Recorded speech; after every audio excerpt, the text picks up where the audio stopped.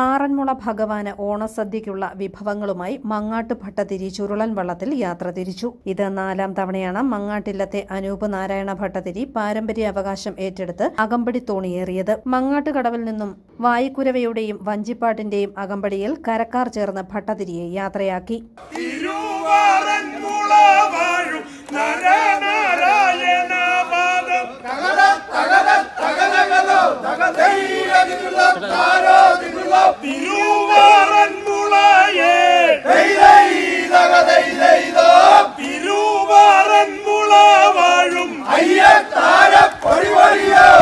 മീനച്ചിലാറും വേമ്പനാട്ട് കായലും പമ്പ നദിയും പിന്നിട്ടാണ് തോണി പത്തനംതിട്ടയിലെ കാട്ടൂരിൽ എത്തുന്നത്. തുടർന്ന് കാട്ടൂരിൽ നിന്നും ആറന്മുളയിലെത്തും. കാട്ടൂരിൽ നിന്ന് 18 കരകളിലെ പ്രമാണിമാരും വള്ളത്തിലുണ്ടാവും. കാട്ടൂരിൽ നിന്ന് പുറപ്പെടുന്ന തിരുവോണത്തോണിക്ക് ഈ ചുരുളൻ വള്ളം അകമ്പടി തോണിയാകും. അകമ്പടി തോണിയിലെ വിഭവങ്ങൾ കൂട്ടിച്ചേർത്താവും ഭഗവാന് ഓണസദ്യ ഒരുക്കുന്നത്.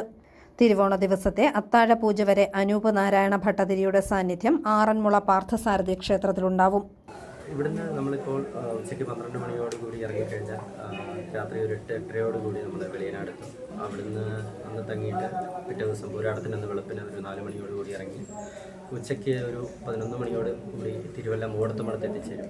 അവിടെ നിന്ന് ഭക്ഷണം കഴിച്ചിട്ട് നമ്മൾ പുറപ്പെട്ടാൽ സന്ധ്യയോടുകൂടി ആറന്മുള സത്രക്കടവിലെത്തി. അന്നേ ദിവസം നമ്മൾ ഗസ്റ്റ് ഹൗസിലാവും തങ്ങുക. പിറ്റേ ദിവസം ഉത്രാടത്തിനന്ന് വെളുപ്പിന് കാട്ടൂർക്ക് പോകും. നമ്മുടെ മൂലസ്ഥാനം കാട്ടൂരാണ്. അപ്പോൾ കാട്ടൂരിൽ നിന്ന് ഉത്രാട സന്ധ്യയ്ക്ക് അരിയും പച്ചക്കറിയും എല്ലാം നമ്മൾ തിരുവോണത്തോണി കയറ്റി അവിടുന്ന് തൃക്കാട്ടൂർ അമ്പലത്തിൽ നിന്ന് കിടാവിളക്ക് എടുത്ത് തിരുവോണത്തോണി കയറി കഴിഞ്ഞാൽ ഉത്രാട രാത്രി നമ്മൾ തിരുവോണത്തോണി പോകുന്ന വഴിക്ക് അയിരൂർക്കാവിലും പിന്നീട് വെച്ചൂർ മേലുകര വൈദ്യൻ്റെ അവിടെയും കയറി അവിടെ ദിവാരാധനയുണ്ട്. അതിനുശേഷം വെളുപ്പിന് ഒരു 6 മണിയോടുകൂടി ആറന്മുള മധുക്കടവിലെ തിരുവോണത്തിന് തന്നെ എത്തിച്ചേർന്ന് നമ്മൾ ഈ വെള്ളത്തിൽ നിന്നുള്ള കിടാവിളക്ക് ശ്രീകോവിലിനകത്തേക്ക് കൊളുത്തുമ്പോഴാണ് അന്നത്തെ ദിവസത്തെ ചടങ്ങുകൾ തുടങ്ങുന്നത്. അപ്പോൾ പിന്നീട് നമ്മൾ കൊണ്ടുപോകുന്ന അരിയും പച്ചക്കറികളും ഉപയോഗിച്ചാണ് അന്നേ ദിവസത്തെ സദ്യയ്ക്കുള്ള വട്ടങ്ങൾ ഒരുക്കുന്നത്. അപ്പം അന്നത്തെ ദിവസം പൂജ കഴിഞ്ഞ് താഴെപൂജ കഴിഞ്ഞ് ചിലത് മിച്ചം പണക്കി നമ്മൾ കൊണ്ടാക്കിയിട്ട് പ്രാർത്ഥിച്ചിറങ്ങിയാൽ അന്നേ ഈ ചടങ്ങിൻ്റെ ഒരു വിരാമമാവുന്നുണ്ട്. വിനു, വിദ്യാസാഗർ, സുധീഷ് എന്നിവരാണ് തോണിയുടെ സാരഥികൾ. മങ്ങാട്ട് കുടുംബത്തിന് പാരമ്പര്യ വഴിയിൽ കിട്ടിയതാണ് അകമ്പടി തോണിയേറി ഭഗവാന് ഓണവിഭവങ്ങൾ എത്തിക്കാനുള്ള അവകാശം.